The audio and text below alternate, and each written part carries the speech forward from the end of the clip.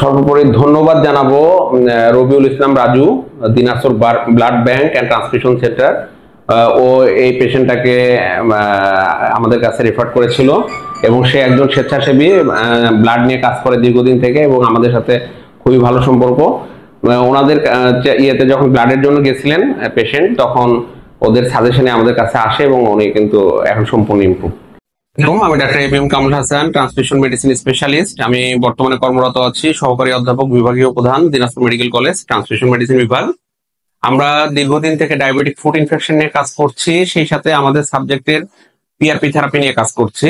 আমরা PRP therapy কাজ করতে গিয়ে বিভিন্ন সময় বিভিন্ন পেশেন্টকে ফেস করছি এবং আমরা বড় ক্ষত, ছোট ক্ষত, মানে এরকম অনেক কিছু কেস আসে যেগুলো বিভিন্ন জায়গায় চিকিৎসা নিয়ে আমাদের কাছে এসেছে এবং আমরা ইতিমধ্যে কয়েকটা পেশেন্টকে ট্রিটমেন্ট করেছে প্যাথোলজিক্যাল ফ্র্যাকচারে। দেখা যায় যে বিশেষ করে বৃদ্ধা আঙ্গুলে বা কোনো যদি আঙ্গুলে এরকম হয় যে কোনো আঘাতপ্রাপ্ত হয়ে মানে তার প্যাথোলজিক্যাল ফ্র্যাকচার অথবা ড্রেসিং করতে করতে পায়ের হাড্ডিগুলো নরম হয়ে যায়, সেই কেসগুলো কিন্তু বেসিক্যালি আর কিছুই করার থাকে না, যেহেতু ওখানে প্লাস্টার দেওয়ার মতো অবস্থা থাকে না। সেই ক্ষেত্রে বিশেষ করে ফুড ইনফেকশন বা ডায়াবেটিক ফুড ইনফেকশন বা নন হিলিং আলসারে একটা পরে ডিসিশন হয়ে যায় যে অ্যাম্পুটেশন। আমরা এই কেস দিয়ে আমরা প্রায় 9ম কেস করলাম, যেটা প্যাথোলজিক্যাল ফ্র্যাকচার এবং ডায়াবেটিক ফুড ইনফেকশনে আমরা ধরতে গেলে 1200+ কাজ এ পর্যন্ত করেছি। সিরাজগঞ্জ, দিনাজপুরের মতো জায়গাতে উত্তরবঙ্গের অনেকটা অংশ জুড়ে আমরা কাজ করছি ডায়াবেটিক ফুড ইনফেকশন নিয়ে, পিআরপি থেরাপি নিয়ে। এই সুবাদে আজকে যে পেশেন্ট নূর নাহার, বিরলে বাসা, দিনাজপুরের, যাই হোক, উনি 18 বছর বয়স, 8 বছর থেকে ডায়াবেটিস নিয়ে ভুগছেন এবং 2 মাস আগে থেকে একটা পায়ের ক্ষত নিয়ে সে বিভিন্ন জায়গায় ঘোরেন, বিভিন্ন ডাক্তারকে দেখান এবং আমাদের কাছে লাস্ট পর্যায়ে আসেন তখন তাকে মানে অ্যাম্পুটেশনের ডিসিশন যখন দেয়, তখন আমরা দেখি তার এক্সরে দেখে আমরা প্যাথোলজিক্যাল ফ্র্যাকচারই করি, যেহেতু ড্রেসিং করতে করতে আঙুলটাও একদম শেপ চেঞ্জ হয়ে গেছে, ফুলে গেছে, কালো হয়ে গেছে, এরকম একটা অবস্থা। এবং তার ওই সময় আমরা যে ডুপ্লেক্স আলট্রাসাউন্ড দেখলাম সেখানেও কিন্তু দেখাচ্ছিল যে পেরিফেরাল ভাস্কুলার ডিজিজ আছে। বাট আমরা যেহেতু পিআরপি থেরাপি নিয়ে কাজ করি, সেখানে কিন্তু স্পেসিফিক জায়গাতে পিআরপিটা কাজ করে, এই জন্য আমরা সাহস পাই যে এই ট্রিটমেন্টটা দেওয়া যায় কিনা। ওনাকে আমরা চেষ্টা করি, মানে উনি আমাদের 9ম কেস ছিল প্যাথোলজিক্যাল ফ্র্যাকচারে, আলহামদুলিল্লাহ অনেকটা ভালো। আজকে আমরা তাকে ছুটি দিচ্ছি, আমাদের কাছ থেকে 3টা সেশন নিয়েছে পিআরপি। ওনার সাথে আমরা কথা বলি। আপনার পরিচয় দেন, পরিচয় দিয়ে বল। আসসালামু আলাইকুম, আমার নাম নুরুন নাহার, আমার বয়স 28 বছর। আমি 2 মাস যাবৎ এই আঙ্গুলে ফ্র্যাকচার নিয়ে ভুগছি।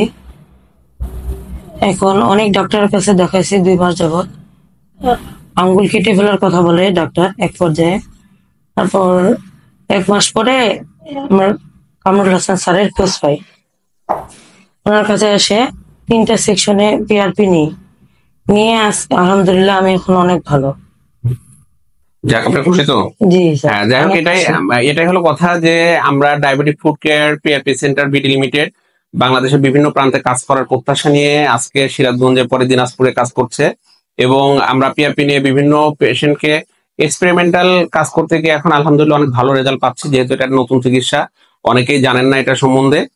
জাস্ট এই পেশেন্টটাকে আমরা বলবো যে পেশেন্টকে কিন্তু মানে বয়স কম, একটা বৃদ্ধাঙ্গুল যখন কেটে ফেলতে বলছে তখন স্বাভাবিকভাবে ফ্যামিলির অবস্থাটা কেমন ছিল, আমরা আজকে তাকে বলছি যে আর কাটতে হবে না, সে তার মানে নর্মাল পায়ের যে ব্যবহার সে করতে পারবে।